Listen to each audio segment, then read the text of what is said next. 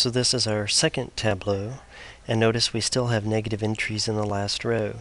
So picking the leftmost most negative entry in the last row, we notice that the first column will be our pivot column. Let's consider the non-negative ratios that go with that.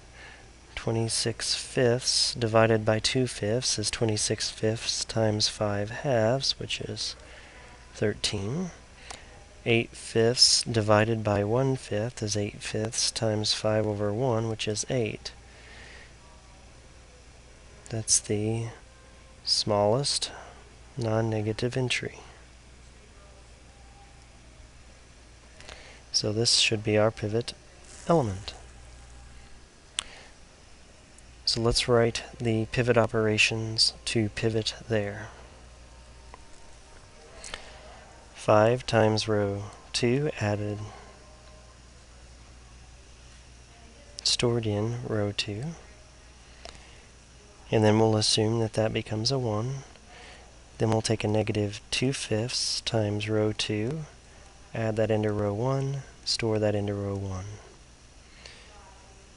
Then we would take 6 times row 2, add that into row 3, store that into row 3. Again, if you want to use your calculators for this operation, the first one would be times row 5,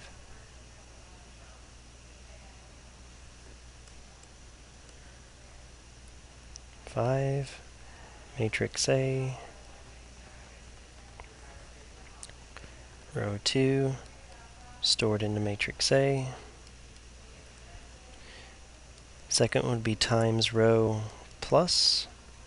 Our multiple is a negative 2 fifths, operating on matrix A, times row 2, added into row 1, store it in matrix A. The third one would be times row plus 6, operate on matrix A, multiply row 2 by 6 and store that into row 3, and make sure we store it into matrix A when we're done. So take a minute and go ahead and put that into your calculator. You can press pause, and then let's continue on in the process. Okay, after performing these row operations, we're given this tableau. And notice that the last row has no negative entries.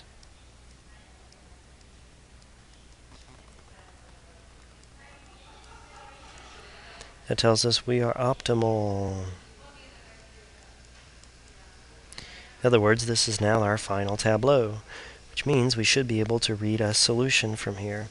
Now notice that x sub 2, x sub 3, and s sub 2 are not unit columns. That makes them non-basic, which means they're going to have the value of 0.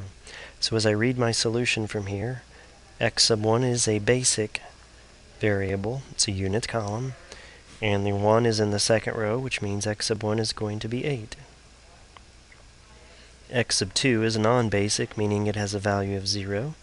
X sub 3 is non-basic, meaning it has a value of 0. S sub 1 is a basic variable. It's a unit column. The 1 is associated with the 2.